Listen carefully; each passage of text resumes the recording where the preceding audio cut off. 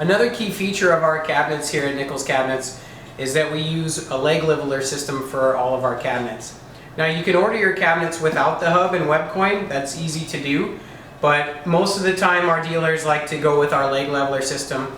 It's a really easy system, it works really well for fine-tuning your cabinets, so I just want to go through basically how that system works. Now, our standard cabinet boxes for kitchen cabinets, base cabinets is 30 inches. So if we go with a 36-inch finished height after countertop, that means our leg levelers need to be at 4.5. So what I do when I first get my cabinets is I take the drawers out, or sometimes even the doors too, depends on how many cabinets I'm installing. I put it on the back, I open up the leg levelers, and the first thing that I do, because these are twists up and down, I take my tape measure and I roughly figure out how many twists it is to get to 4.5 inches, or how many threads I need to see on the leg leveler to get to 4.5 inches. So once I know that, I make all of them roughly 4.5 inches before I affix them to the cabinet.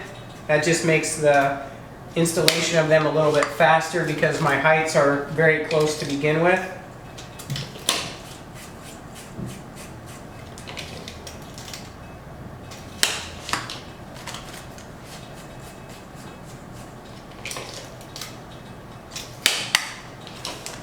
And then once I've got all of my legs roughly to the same height, I go ahead and I just pop them into place on the cabinets themselves. So really just putting them in there by hand quickly, get them into place.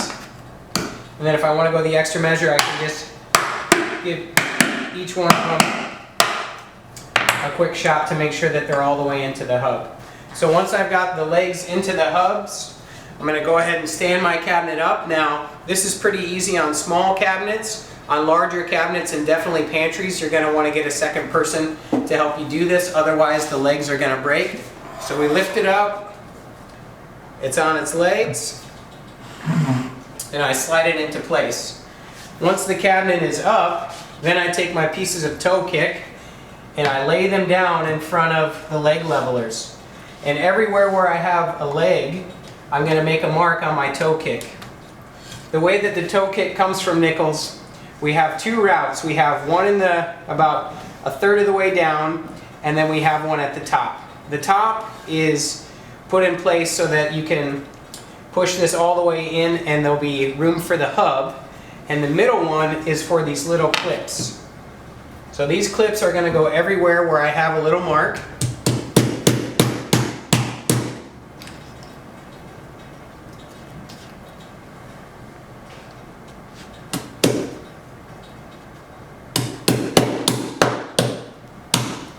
And then once I have those in place, I'm going to take these little clips and I'm going to slide them into the sides.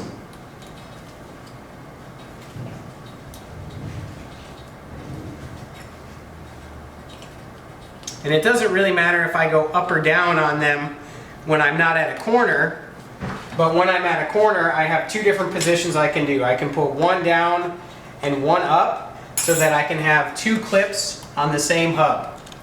So once I